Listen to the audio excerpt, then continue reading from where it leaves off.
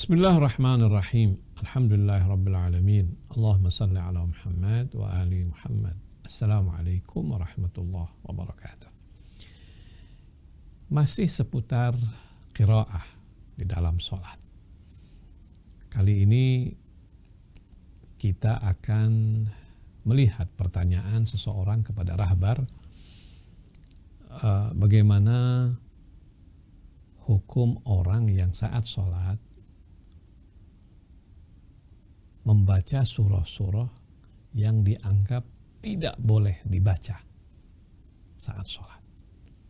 Adakah, pertanyaannya itu begitu, adakah surah yang dilarang dibaca saat kita sholat? Kalau ada, surah apa saja? Mari kita lihat. Pertanyaannya adalah mahyas suwar allati la yajuzu qira'atuha fi athna'is shalah. Surah apa saja yang tidak boleh dibaca saat sholat? Wa idza hadatha wa qad qama ahadun biqira'atiha fama hukmu hadhihi shalawat. Kalau misalnya sudah terjadi, seseorang sudah pernah membacanya, lalu bagaimana hukum sholatnya? Misalnya gini,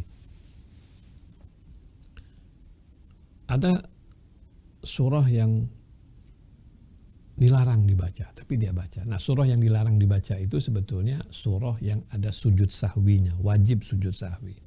Disebut dengan suratul azaim. Nah, kalau sudah baca gimana itu? Oke, kita lihat ya.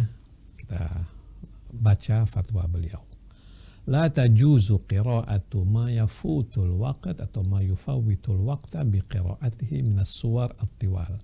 Tidak boleh membaca surah yang menyebabkan waktu sholatnya itu lewat atau berlalu karena membaca surah yang panjang. Saya jelaskan di sini.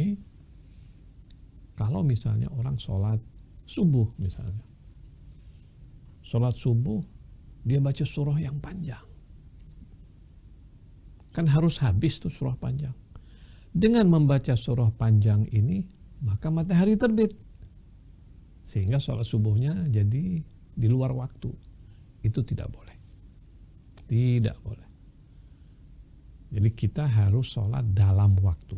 Kalau sekiranya membaca surah panjang sehingga menyebabkan waktu sholatnya habis, maka dia harus beralih, tinggalkan surah yang panjang, beralih ke surah yang lain.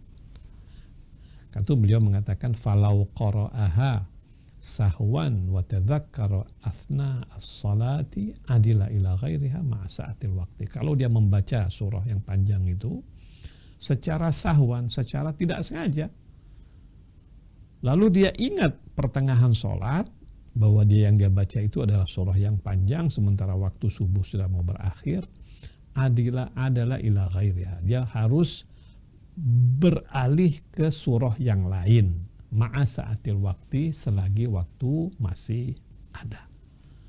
Paham ya? Selagi waktu masih ada, dia ingat, ya Allah ini surahnya panjang ini. Udah, dia berhenti, dia ganti surah lain. Baca qul huwallahu ahad misalnya. Tapi kalau waktunya sudah mepet, tinggal 2 menit lagi, dia nggak usah baca surah juga nggak apa-apa, dia selesaikan sampai sholat. Maksudnya dia tinggalkan, dia selesaikan sampai sholat. Kira-kira begitu. Oke, itu satu. Berikutnya adalah wala yajuzu qira'atu suratil azaim. Tidak boleh membaca surah-surah azaim yang jumlahnya 4 saat dia sholat.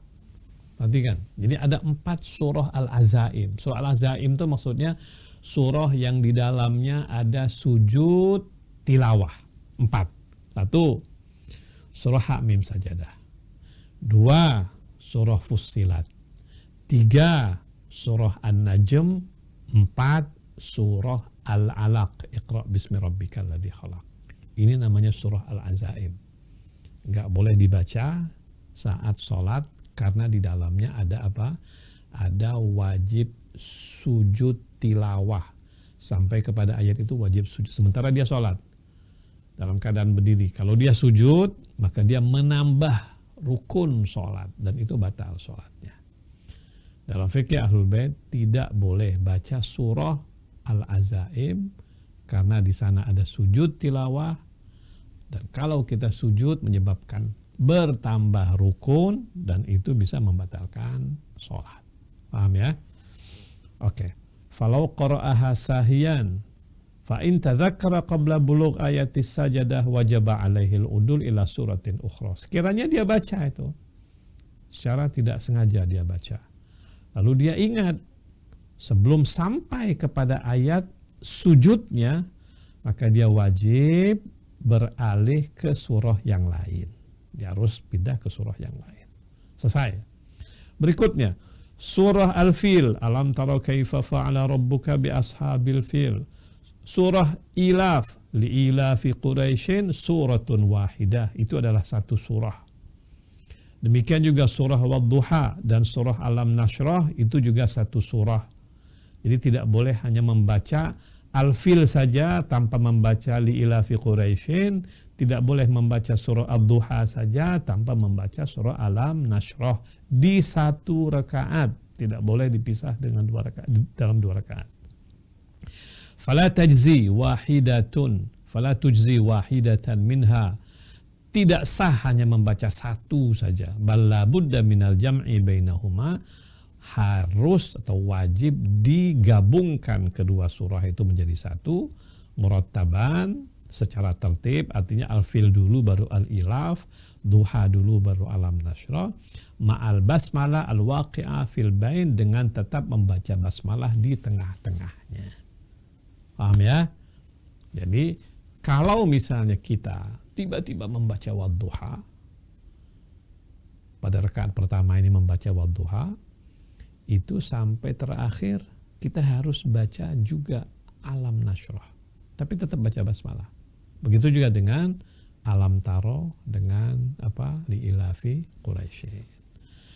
Demikian yang bisa kita sampaikan, mudah-mudahan bermanfaat dan bisa membantu ilmu kita insyaallah. Wassalamualaikum warahmatullahi wabarakatuh.